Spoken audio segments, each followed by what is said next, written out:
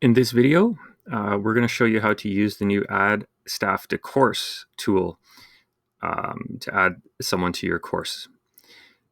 This is a quicker way and a little bit of an easier way than the process that happened before. So in order to do this, you're going to have to go to the new Teacher Tools nav bar group here, click on it, and then you'll see Add Staff to Course.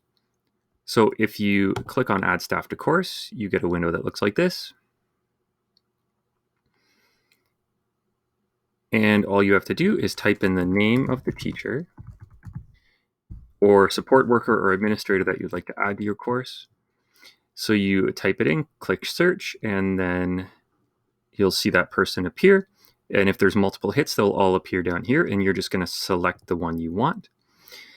And then you just pick the role. So if you want teacher, support staff, LST, administrator, whatever role you want them to have,